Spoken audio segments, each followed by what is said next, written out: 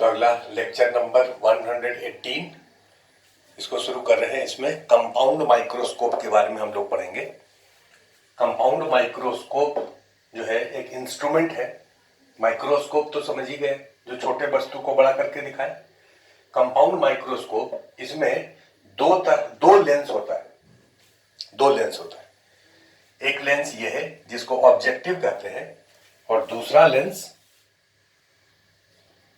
और इसमें एक लेंस और होता है जिसको कि आईपीस कहते हैं।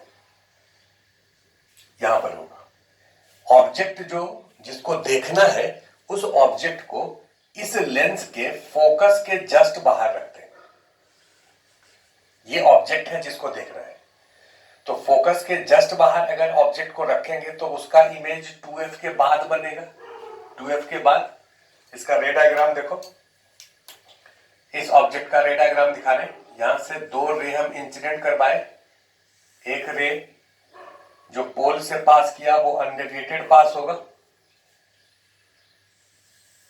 ऐसे, और दूसरा रे फोकस से पास होगा। ये दोनों यहां पर इंटरसेक्ट किया, तो इस ऑब्जेक्ट का इमेज यहां बना। ये एक्सटेंडेड इमेज होगा। इसके आगे इसको मिटा देते हैं। अब उसके बाद यहां पर एक और लेंस होता है। यहां पर दूसरा लेंस हम रखे हैं जिसका कि एपर्चर बड़ा होता है। इससे एपर्चर बड़ा का मतलब ये जो रेडियस है यहां से यहां तक, ये ज्यादा होगा इसके रेडियस से। ये जो लेंस है ये वाला, उसके लिए ये ऑब्जेक्ट जैसा बिहेव करेगा। अब इस लेंस के पोजीशन को आप एडजस्ट कर सकते हैं। ये लेंस और ये लेंस दोनों के बीच का जो डिस्टेंस है उसको ट्यूब लेंथ कहते हैं। इस लेंस के पोजीशन को आप एडजस्ट करिए आगे या पीछे, सच दैट इस लेंस का जो फोकस है, इस लेंस का नाम होता है आईपीस। इसका जो फोकस है इसको FE लिखेंगे, इसके फोकस को FO लिखेंगे। ये FO है, 2FO ऐसे। तो इसको आप इस तरह से एडजस्ट करिए आगे या पीछे, जिससे कि ये जो ऑब्जेक्ट है इसके लिए वो इसके फोकस के अंदर हो जाए। मतलब ये अगर FE के बराबर है, दिस इज FE ये डिस्टेंस हो गया यहां से लेकर के यहां तक, तो ये इसके फोकस के अंदर हो जाए। इसके फोकस के अंदर हो गया तो ये इसका इमेज इसी तरफ बनाएगा, क्योंकि पोल और फोकस के बीच में अगर कोई ऑब्जेक्ट है तो इमेज उसी तरफ बनता है। अब इसको हम इस तरह से एडजस्ट करते हैं जिससे कि ये जो डिस्टेंस है इसको UE कहेंगे, ऑब्जेक्ट डिस्टेंस फॉर आईपीस। ये डिस्टेंस इतना हो जाए जिससे कि इसका image list distance of distinct vision पर बने। कहने का मतलब, रे डायग्राम हम इसको आगे पूरा करते हैं। ये जो ऑब्जेक्ट है इसके लिए यहां से दो रे को आप इंसिडेंट करिए। एक रे जो इसके पोल से पास किया अनडेविएटेड पास करेगा। दूसरा जो रे है इसको आप पीछे प्रोड्यूस करिए, और इसको भी आप पीछे प्रोड्यूस करिए। ये इमेज बना, ये इमेज यहां पर। ये इनिशियल ऑब्जेक्ट था OO', उसका पहला इमेज था I1, और ये फाइनल इमेज है I'। ये जो इमेज बना है हम लोग इसको इस तरह से एडजस्ट करते हैं जिससे कि ये ऑब्जेक्ट का डिस्टेंस इतना हो कि final image list distance of distinct vision पर बने। ये डिस्टेंस D है यहां से यहां तक। अब इसको हम आगे ऐसे,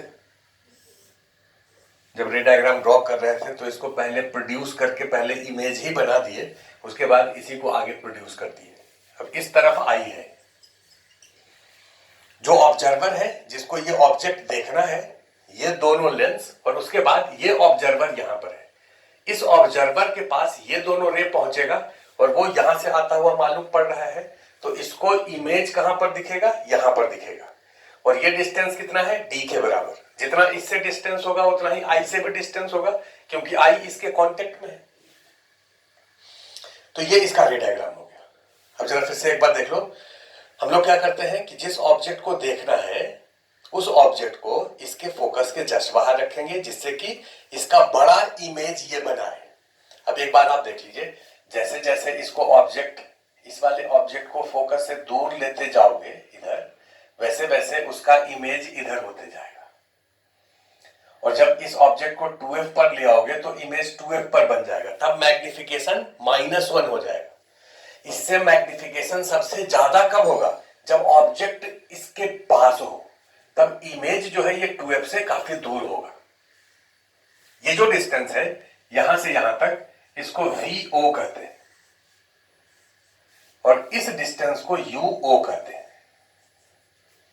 object distance for objective, image distance for objective. अब अगर इससे हम मैग्निफिकेशन पूछें, MO, लेटरल मैग्निफिकेशन, तो क्या होगा? V/U, ये फॉर्मूला होता है लेंस के लिए, इसके लिए होगा VO/UO। लेकिन ये तो पॉजिटिव है, ये नेगेटिव है, इसलिए यहां पर माइनस हो गया। साइन कन्वेंशन के साथ लिखेंगे तो ये होगा। अब ये जो लेंस है उसके लिए ये ऑब्जेक्ट है, ये ऑब्जेक्ट डिस्टेंस है, और इसके लिए ये इमेज डिस्टेंस है। आई के लिए ये ऑब्जेक्ट है। तो इस एडजस्टमेंट को हम लोग कहते हैं list distance of distinct vision adjustment. क्यों? क्योंकि आई को जो ऑब्जेक्ट मिल रहा है वो कहां पर मिल रहा है? List distance of distinct vision पर मिल रहा है। तो इसको हम लोग ये एडजस्टमेंट कहेंगे। ये जो लेंस है उसके लिए ये ऑब्जेक्ट डिस्टेंस है और ये इमेज डिस्टेंस है। तो इसके लिए अगर मैग्निफिकेशन लिखें, मैग्निफिकेशन फॉर आईपीस, तो ये कितने के बराबर होगा? भाई ये जो आईपीस है, ये आईपीस तो सिंपल माइक्रोस्कोप जैसा बिहेव कर रहा है।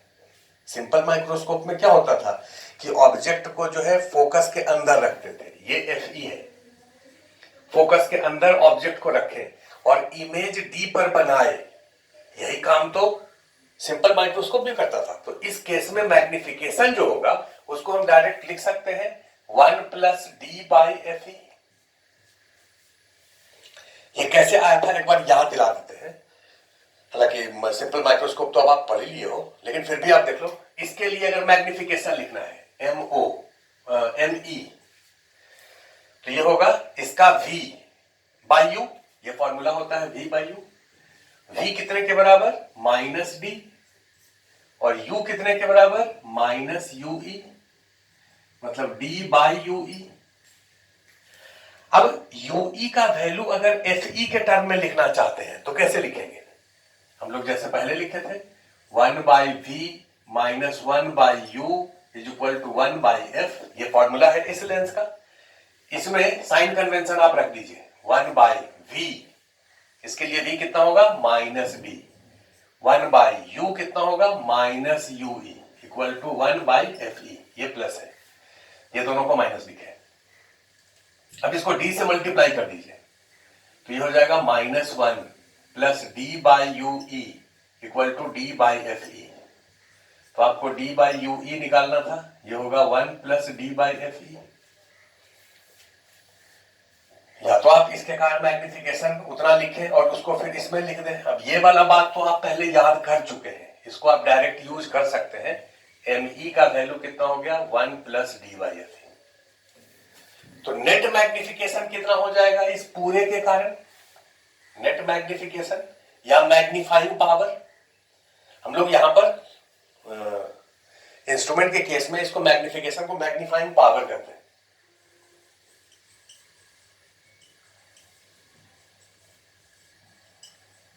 कितना हो जाएगा? m(θ), पहले से मैग्निफिकेशन गुना दूसरे से मैग्निफिकेशन, -VO/UO 1 + D/FE। ये फॉर्मूला हो गया मैग्निफिकेशन का। किस एडजस्टमेंट के लिए? List distance of distinct vision. अब दूसरा एडजस्टमेंट है जब इसके फोकस पर ये ऑब्जेक्ट हो जाए, ये ऑब्जेक्ट फोकस के अंदर नहीं यहां हो जाए, तब उस केस में क्या होगा और रे डायग्राम कैसे होगा? तो हम रे डायग्राम फिर से इसके लिए लिख देते हैं। तो यहां तक आप कंप्लीट कर लीजिए। अब यहां पर ये तो मैग्नीफाइंग पावर हो गया लिस्ट डिस्टेंस और डिस्टिंक्ट विजन के लिए। एक पॉइंट और आता है कि ट्यूब लेंथ कितना होगा। ट्यूब लेंथ, ट्यूब लेंथ का मतलब ये लेंथ, दोनों लेंस के बीच का डिस्टेंस। तो ये लेंथ तो VO है, प्लस ये लेंथ यहां से यहां तक कितना है, UE का मॉड। तो VO प्लस UE का मॉड कितना हो जाएगा। UE का मॉड आप यहां से निकाल सकते हैं। यहां देखो इस वाले से 1/UE is equal to 1/D plus 1/FE। तो ये हो जाएगा DFE ऊपर हो जाएगा FE प्लस D 1/UE। तो UE का वैल्यू हो गया DFE by FE plus D। अब ये चीज याद नहीं रखना है, इसको आप ऐसे ही कैलकुलेट ही करिए। इसके जगह पर रख दीजिए DFE by FE plus D। उसके बाद दूसरा एडजस्टमेंट है नॉर्मल एडजस्टमेंट। यहां तक आप लिख लेंगे, उसके बाद इसके नीचे हेडिंग अब ऐसे लिखेंगे नॉर्मल एडजस्टमेंट। नॉर्मल एडजस्टमेंट में सब वैसे ही रहेगा, पहला से जो इमेज यहां बना। अब इसको आप जो है इसको आप इधर शिफ्ट करिए और इसका फोकस इसके साथ कोइंसाइड हो जाए। मतलब UE कितने के बराबर हो जाएगा, FE के बराबर। तो जो फाइनल इमेज है वो फाइनल इमेज कहां बनेगा, इंफिनिटी पर। क्योंकि ये अगर FE पर हो जाए तो एक रे ऐसे दूसरा रे ऐसे फोकस से पास होगा, इस दोनों को प्रोड्यूस करेंगे तो ये दोनों लाइन पैरेलल हो जाएगा। फाइनल इमेज कहां बनेगा, इंफिनिटी पर बनेगा। उस केस में मैग्निफिकेशन कितना हो जाएगा, m थीटा। तो कहोगे पहले से magnification minus VO by UO into दूसरे से मैग्निफिकेशन। ये जो लेंस है ये तो सिंपल माइक्रोस्कोप जैसा बिहेव कर रहा है, और अगर FE पर रखा है तो मैग्निफिकेशन D बाई FE होगा। तो ये मैग्निफिकेशन हो गया नॉर्मल एडजस्टमेंट के लिए। और अगर ट्यूब लेंथ तुमसे पूछे, ट्यूब लेंथ कितना होगा,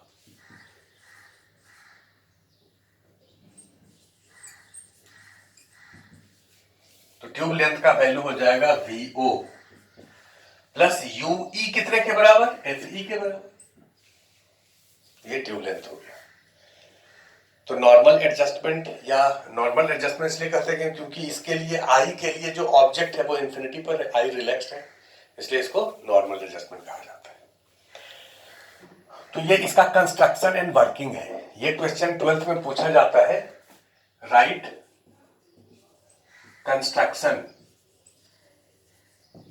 and working of compound microscope.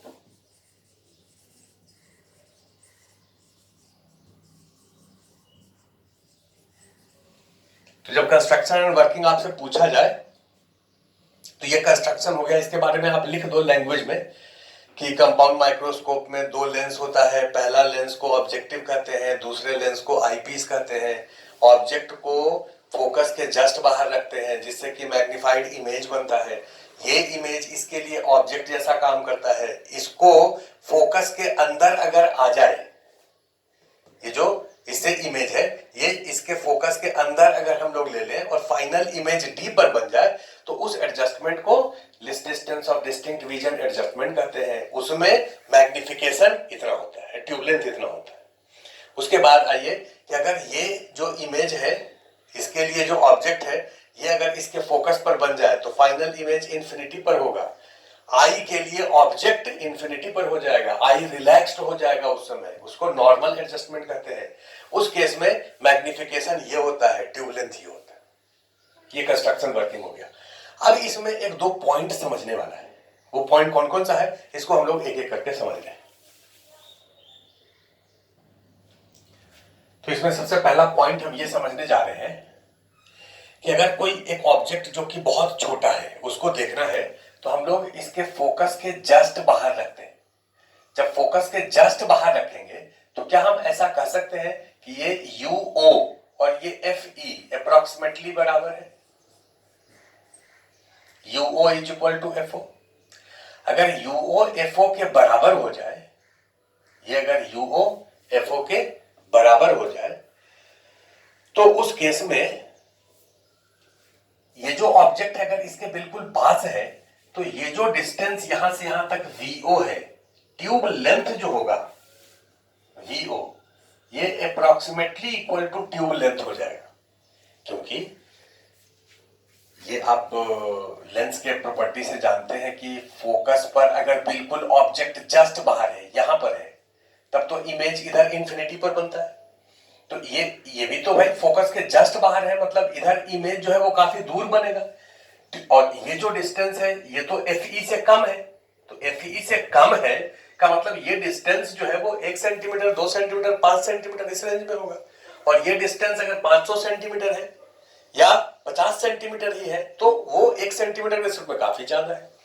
तो ये जो ऑलमोस्ट पार्ट ट्यूब लेंथ का है ये VO के बराबर हो जाता है। तब उस केस में less distance of distinct region का मैग्निफिकेशन कितना हो जाएगा?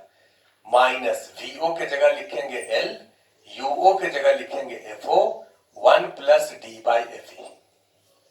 ये होगा for least distance of distinct reason.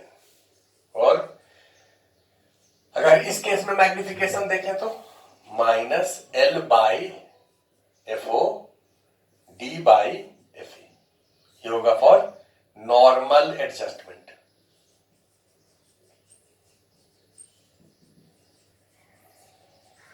तो यहां से एक बात सामने निकल करके आया कि इस माइक्रोस्कोप का मैग्निफिकेशन ज्यादा कब होगा?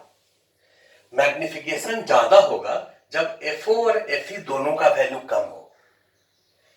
FO और FE दोनों का वैल्यू स्मॉल हो, यहां से देखें या यहां से देखें।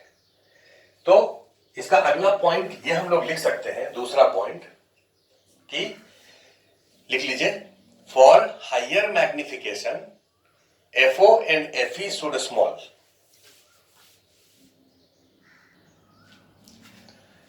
For greater magnification FO and FE should small and tube length should large। Tube length का वैल्यू लार्ज होना चाहिए। ये ट्यूब लेंथ को जैसे जैसे बढ़ाएंगे वैसे वैसे मैग्निफिकेशन बढ़ेगा, और FO FE को घटाएंगे तो मैग्निफिकेशन बढ़ेगा। FO FE कम होने का मतलब ये दोनों लेंस पावरफुल होना चाहिए। कम फोकल लेंथ का मतलब पावर ज्यादा, ये दोनों लेंस का पावर ज्यादा होना चाहिए। लेकिन अब यहां पर एक पॉइंट ये आता है कि सर ये वाला लेंस को आप छोटा दिखाए हैं और इस वाले लेंस को आप बड़ा दिखाए हैं, इसका एपर्चर छोटा है, इसका एपर्चर बड़ा है, ऐसा क्यों? तो ये भी इंपॉर्टेंट है। तो अगला पॉइंट, तीसरा पॉइंट में हम लोग ये बात समझेंगे। पहले तीसरा पॉइंट आप लिख लीजिए, तीसरा पॉइंट लिख लेते हैं। तीसरा पॉइंट है aperture. Aperture APERTURE, aperture of eye piece is large and objective is small. इसका एपर्चर बड़ा है और इसका एपर्चर छोटा है। अब एपर्चर बड़ा है तो इसका फोकल लेंथ भी इससे बड़ा होगा, क्योंकि अगर इक्वी कॉन्वेक्स लेंस है तो फोकल लेंथ का फॉर्मूला होता है R/2μ-1। जिसका रेडियस ऑफ कर्वेचर ज्यादा है, ये रेडियस ऑफ कर्वेचर, उसका फोकल लेंथ भी ज्यादा होगा। इसका रेडियस ऑफ कर्वेचर ज्यादा है तभी तो एपर्चर ज्यादा है। तो इसका रेडियस ऑफ कर्वेचर इससे अगर ज्यादा है तो फोकल लेंथ इसका इससे ज्यादा होगा। मतलब कि दोनों लेंस का मैग्निफिकेशन बड़ा होने के लिए दोनों लेंस का फोकल लेंथ तो कम होना चाहिए, लेकिन इसका फोकल लेंथ इससे ज्यादा होगा। जैसे अगर तुमसे पूछे कि दो लेंस दिया गया तुमको, एक का फोकल लेंथ है 2 सेंटीमीटर और दूसरे का फोकल लेंथ है 5 सेंटीमीटर, इससे कंपाउंड माइक्रोस्कोप बनाना है, किसको ऑब्जेक्टिव में रखेंगे और किसको आई पीस पे रखेंगे? तो आप कहेंगे 2 सेंटीमीटर वाले को ऑब्जेक्टिव में रखेंगे और 5 सेंटीमीटर वाले को आई पीस में रखेंगे, क्योंकि ये इससे ये कंपैरेटिवली बड़ा है। कंपेयर दोनों को अगर कंपैरिजन करें तो ये बड़ा होगा। अब यहां सवाल उठता है कि सर ऐसा क्यों करते हैं? भाई मैग्निफिकेशन ज्यादा होने के लिए तो दोनों का फोकल लेंथ कम हो तो दोनों का कम फोकल लेंथ आप रख लीजिए। उसका कारण क्या है? सो देखो, एक टर्म होता है जिसको कहते हैं लाइट गैदरिंग पावर। क्या कहते हैं, light gathering power. Light gathering power depend करता है एपर्चर पर। अगर एपर्चर छोटा होगा, कोई एक लेंस है जिसका एपर्चर छोटा है तो वो कम लाइट को गैदर करेगा, और किसी का एपर्चर अगर बड़ा है तो वो ज्यादा लाइट को गैदर करेगा। अगर ज्यादा लाइट को कोई लेंस गैदर कर रहा है का मतलब उससे जो इमेज बनेगा उसका इंटेंसिटी ज्यादा होगा। हमारा एम केवल इमेज को बड़ा करके देखना नहीं है। जैसे अगर कोई ऑब्जेक्ट है उसका इमेज हम 10,000 गुना बड़ा कर दें लेकिन वो फेंट दिखे, क्लियर नहीं दिखे, तो ऐसा हम नहीं चाहते। हम ये चाहते हैं कि जिस ऑब्जेक्ट को देखना है वो बड़ा दिखे, सपोज 500 गुना बड़ा दिखे, लेकिन वो इंटेंस दिखे, क्लियर दिखे। तो यहां पर दोनों पर्पस सॉल्व होना चाहिए। पहला पर्पस कि वो बड़ा दिखे, दूसरा पर्पस कि वो इंटेंस दिखे। बड़ा दिखे इसके लिए फोकल लेंथ को स्मॉल होना पड़ेगा, क्योंकि मैग्निफिकेशन ज्यादा होने के लिए ये Fe भी स्मॉल होगा और Fo भी स्मॉल होगा। लेकिन इंटेंस दिखे इसके लिए एपर्चर ज्यादा होना चाहिए, क्योंकि एपर्चर रेडियस अगर ज्यादा होगा तो लाइट गैदरिंग पावर ज्यादा होगा। अब सवाल यह है कि अगर कोई ऑब्जेक्ट यहां पर रखा है और इस ऑब्जेक्ट से सपोज करो कि 1000 रे इस पर इंसिडेंट हो रहा है, 1000 रे, तो ये जो पहला इमेज बना है ये वाला, इस वाले ऑब्जेक्ट का ये इमेज है, ये पहला इमेज जो बना है वो इस 1000 रे के इंटरसेक्शन से बना है। लेकिन अगर इसका एपर्चर हम बड़ा कर दें तो ज्यादा रे इस पर इंसिडेंट होगा, तो ये जो इमेज बनेगा उसका इंटेंसिटी बढ़ जाएगा। लेकिन इसको बड़ा करने से क्या होगा कि फोकल लेंथ घट जाएगा, तो उसका मैग्निफिकेशन घट जाएगा। तो हम क्या करते हैं कि ये जो ऑब्जेक्ट है यहां पर एक एक्स्ट्रा सोर्स रख देते हैं। क्या रख देते हैं? Extra source. जिस ऑब्जेक्ट को देखना है वहां पर हम पहले 100 वाट का बल्ब था, 1000 वाट का बल्ब रख दिए। तो 1000 वाट का अगर बल्ब रख दिए और उससे भी ज्यादा मन भरे तो 2000 वाट का रख दो। 2000 वाट का बल्ब अगर रख दिए तो यहां से ज्यादा लाइट बाहर निकलेगा, ये ऑब्जेक्ट जो है वहां से ज्यादा लाइट बाहर निकलेगा।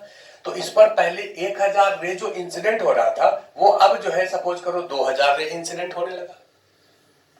मतलब इस ऑब्जेक्ट के पास अगर हम एक्स्ट्रा सोर्स रखते हैं तो इसका जो इमेज बनता है उसका इंटेंसिटी बढ़ जाएगा। तो इसके इंटेंसिटी को बढ़ाने का तरीका है कि हम इसके एपर्चर को बड़ा नहीं करते हैं, हम यहां पर एक एक्स्ट्रा सोर्स रख देते हैं। हमारा पर्पस पूरा हो गया कि भाई इसका फोकल लेंथ कम है तो ये मैग्नीफाइड इमेज दिखा और इंटेंस दिखा क्योंकि एक्स्ट्रा सोर्स रख दिया। लेकिन ये जो ऑब्जेक्ट है इसके लिए है, ये ऑब्जेक्ट है इसके लिए।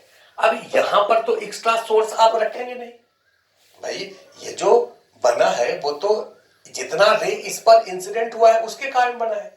यहां पर एक्स्ट्रा सोर्स रख करके तो इसको इल्यूमिनेट आप नहीं कर सकते। इसका इंटेंसिटी तो इंक्रीज करेगा जब इस पर लाइट इंसिडेंट जो हो रहा है वो इंक्रीज करे। यहां पर एक्स्ट्रा सोर्स रख करके आप अब इस वाले ऑब्जेक्ट से इस पर सपोज करो कि 500 रे इंसिडेंट हो रहा है, तो 500 रे अगर इंसिडेंट हो रहा है, अगर इसके एपर्चर को हम कम कर दें तो इस पर 250 रे इंसिडेंट होगा, और कम कर दें तो इस पर 200 रे इंसिडेंट होगा। मतलब इससे जो इमेज बनेगा वो इमेज का इंटेंसिटी घट जाएगा। इसका जो इमेज है उसका इंटेंसिटी बढ़ाने का क्या तरीका है कि इसके एपर्चर को बड़ा कर दें, तब इससे जो रेज इस पर इंसिडेंट होगा वो ज्यादा रे इंसिडेंट होगा और तब उसका इंटेंसिटी ज्यादा होगा। तो इसका एम है कि इससे बड़ा भी इमेज बने, मैग्निफिकेशन भी हो और इंटेंसिटी भी हो। इससे इंटेंसिटी बढ़ाने का एक ही रास्ता है कि आप इसके एपर्चर को बड़ा करिए। तो इसलिए हम लोग इसके एपर्चर को छोटा ही रखते हैं लेकिन इसके एपर्चर को रिलेटिवली बड़ा कर देते हैं जिससे कि ज्यादा रे इस पर इंसिडेंट हो और उसका इमेज इंटेंस बने। तो ये पॉइंट इंपॉर्टेंट है, इस पॉइंट को आप लिख लीजिए कि इसका एपर्चर क्यों बड़ा होता है और इसका एपर्चर क्यों छोटा होता है। ये आपको अपने लैंग्वेज में लिखना है। जिस समय आप इसको पढ़ रहे हैं उसी समय अपने लैंग्वेज में लिखो, ये कहीं किसी किताब में लिखा हुआ नहीं मिलेगा। ये बात जो है ये हम समझाए हैं, इसको समझ करके अपने लैंग्वेज में लिखिए कि इसका अपर्चर क्यों बड़ा होता है इसके रिस्पेक्ट में। अब इसमें कभी कभी बच्चा लोग ये क्वेश्चन भी पूछ देता है कि सर ये जो इमेज बना है ये 25 सेंटीमीटर जो है वो इससे ज्यादा होगा कि कम होगा? ये जो इमेज है वो इमेज यहां भी बन सकता है, यहां भी बन सकता है, यहां भी बन सकता है, डिपेंड करता है कि 25 सेंटीमीटर कितना है। ये डिस्टेंस, ट्यूब लेंथ का डिस्टेंस अगर सपोज करो 50 सेंटीमीटर है तब तो 25 सेंटीमीटर यही हो जाएगा। लेकिन ट्यूब लेंथ का डिस्टेंस अगर सपोज करो 20 सेंटीमीटर है तो ये जो इमेज है वो यहां बनेगा। तो ये इमेज कहां बन रहा है? इससे 25 सेंटीमीटर पर बन रहा है। ये इस लेंथ से इधर भी हो सकता है, इस लेंथ से इधर भी हो सकता है। दूसरा पॉइंट इसमें यह पूछा जा सकता है कि जो कंपाउंड माइक्रोस्कोप आप लिए हैं, इस कंपाउंड माइक्रोस्कोप में तो हम पहले पॉइंट पे डिस्कस कर ही दिए कि ट्यूब लेंथ के बढ़ाने से क्या होगा। तो ट्यूब भाई हमारा दो पर्पस है, एक तो कि मैग्निफिकेशन ज्यादा हो, तो मैग्निफिकेशन ज्यादा हो उसका क्या तरीका है? ट्यूब लेंथ ज्यादा होना चाहिए, एफओ और एफई ज्यादा होना चाहिए। और लाइट गैदरिंग पावर ज्यादा कब होगा? जब यहां पर हम एक्स्ट्रा सोर्स रखें तो इसका लाइट गैदरिंग पावर बढ़ा लेंगे, लेकिन इसका एपर्चर का साइज बड़ा रखें तो इसका लाइट गैदरिंग पावर बढ़ जाएगा। यही पर्पस हो गया। अब इस पर बेस्ट हम लोग क्वेश्चन सॉल्व कर रहे हैं। तो ये क्वेश्चन है क्वेश्चन नंबर 13। इसको आप कॉपी पर नोट डाउन करिए, इसको हम डिस्कस करने जा रहे हैं। चलिए, तो इस क्वेश्चन में जो डेटा दिया हुआ है, a student is using compound microscope of focus of a small object at A distance 6 millimetre from objective. देखो, कंपाउंड माइक्रोस्कोप का कोई भी क्वेश्चन होगा, सबसे पहला तो दिमाग में रख लो कि बहुत आसान होगा, क्योंकि उसमें दो लेंस है। भाई आपको ये डायग्राम याद होना चाहिए कि इसमें दो लेंस होता है, इस लेंस में ऑब्जेक्ट जो रखते हैं फोकस के जस्ट बाहर रखते हैं। तो क्वेश्चन में दिया है कि ऑब्जेक्टिव लेंस से जो ऑब्जेक्ट रखे हैं वो 6 मिलीमीटर पर रखे हैं, मतलब यूओ का वैल्यू 6 मिलीमीटर दिया हुआ है। This is 6 millimetre. Find distance between eye piece and objective lens. इसके बीच का डिस्टेंस, इसको हम लोग एल कहते हैं, ये कितना है ये निकालना है। और सेकेंड पार्ट में है magnifying power of microscope, M theta कितना है ये निकालना है। Given that focal length of objective 2 millimetre, ये एफओ दिया हुआ है, एंड आईपीस 5 सेंटीमीटर, ये भी दिया हुआ है, and distance of distinct vision 25 centimetre, ये डी का वैल्यू दिया है 25 सेंटीमीटर। ये इंफॉर्मेशन दिया है, ये दोनों आपको चाहिए। आप ये बताओ कि हम लोग केवल इस लेंस की बात करें, इस लेंस से इमेज यहां बन रहा है डी पर, और इसका फोकल लेंथ दिया है, तो यूओ निकाल सकते हैं। पहला फॉर्मूला लिखते हैं 1/v minus 1/u equal to 1/f। 1/ve कितना है? -25। ue निकालना है, इसको छोड़ दीजिए। fe कितना है? 5 + 5। तो यहां से 1/ue का वैल्यू हो गया -1/25 माइनस 1/5। एलसीएम 25 -1 -5, तो ue का वैल्यू हो गया 25/6 का माइनस। ये डिस्टेंस पता चल गया। अब देखो, इस ऑब्जेक्ट, ये इस लेंस के लिए ऑब्जेक्ट डिस्टेंस दिया है, फोकल लेंथ दिया है, तो इमेज डिस्टेंस निकल जाएगा। इसके लिए हम लोग अब कैलकुलेशन कर रहे हैं। 1/v इसको कैलकुलेट करिए जरा आप लोग। तो इसके लिए कैलकुलेशन कर लिए, 1/vo निकालना है, uo हो गया -6 और fo हो गया +2, तो ये हो गया 3 मिलीमीटर। 3 मिलीमीटर का मतलब 0.3 सेंटीमीटर। ये डिस्टेंस 0.3 सेंटीमीटर आ गया, ये vo, और ये ue, इसका वैल्यू आ गया 25/6 सेंटीमीटर। माइनस का मतलब इससे इधर था। तो ट्यूब लेंथ कितना हो जाएगा? पहले पार्ट का आंसर, तो आप कहोगे 0.3 प्लस 25/6 सेंटीमीटर। और सेकंड पार्ट में मैग्नीफाइंग पावर निकालना था, तो पहले से मैग्निफिकेशन गुना दूसरे से मैग्निफिकेशन। पहले से मैग्निफिकेशन कितना? V बाय U, V का वैल्यू कितना है 3 मिलीमीटर और U का वैल्यू कितना है -6 मिलीमीटर। ये हो गया पहले से। दूसरे से magnification V by U, V कितना है, दूसरे से V कितना है -25 सेंटीमीटर, ध्यान रहे, और U कितना है -25/6 सेंटीमीटर। इसको कैलकुलेट कर लो, देखो कितना आएगा -1/2 इंटू 6 -3 का मतलब ऑब्जेक्ट के रिस्पेक्ट में ये जो इमेज है वो 3 गुना होगा और माइनस का मतलब अपोजिट साइड में होगा। इसका मतलब ये हो गया। अब तुम कहोगे कि सर ये वाला लेंस जो है उससे तो मैग्निफिकेशन कम हो गया, केवल पहला लेंस से अगर मैग्निफिकेशन देखें तो इतना ही तो है, ये मैग्निफिकेशन कितना है -1/2।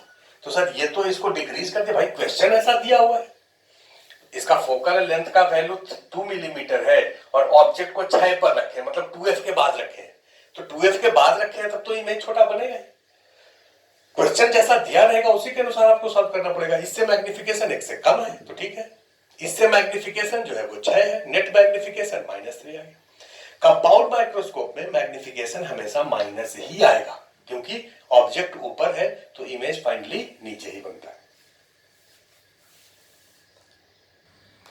अब अगर इस सेकंड वाले पार्ट को आप फॉर्मूला, जैसे फॉर्मूला हम याद किए हैं सर कि मैग्निफिकेशन का फॉर्मूला होता है m theta is equal to -vo by UO 1 + d by fe, ये फॉर्मूला होता है। अब इस फॉर्मूला में आप पुट कर दो तब भी वैल्यू उतना ही आएगा। vo आप निकाल चुके हैं, uo आपको पता है तो vo बाई यूओ कर दीजिए। vo कितना है 3 मिलीमीटर, uo है 6 मिलीमीटर माइनस ये जो फॉर्मूला है इसमें साइन कन्वेंशन आप रख चुके थे और साइन कन्वेंशन रखा हुआ है, केवल ये डिस्टेंस रखना है, ये है। और यहां पर देखो हम माइनस नहीं लिखे, केवल मैग्नीट्यूड रखे हैं। 1 + d का वैल्यू 25 है और fe का वैल्यू 5 है, तो आप फॉर्मूला को केवल रख दो तभी आंसर वही आ जाएगा। तो 2 लेंस है उसका हम लोगों को कैलकुलेशन करना है। तो ये क्वेश्चन ऑब्जेक्टिव के लिए, होमवर्क के लिए आपको दे रहे हैं। ये क्वेश्चन होमवर्क है, एक और क्वेश्चन देंगे। ये 12 नंबर क्वेश्चन भी होमवर्क में है, इसको भी करना है। 11 नंबर क्वेश्चन ये भी होमवर्क में है। 10 नंबर क्वेश्चन इसको भी होमवर्क में लिखिए। 9 नंबर क्वेश्चन ये भी होमवर्क में रहेगा। 8 नंबर क्वेश्चन ये भी होमवर्क में रहेगा। तो जब भी इन क्वेश्चंस को सॉल्व करें तो सबसे पहले ये डायग्राम ड्रॉ कर लें कंपाउंड माइक्रोस्कोप का, उसके बाद क्वेश्चन सॉल्व करना शुरू करें। अगले क्लास में हम लोग टेलीस्कोप शुरू करेंगे। तब तक के लिए धन्यवाद।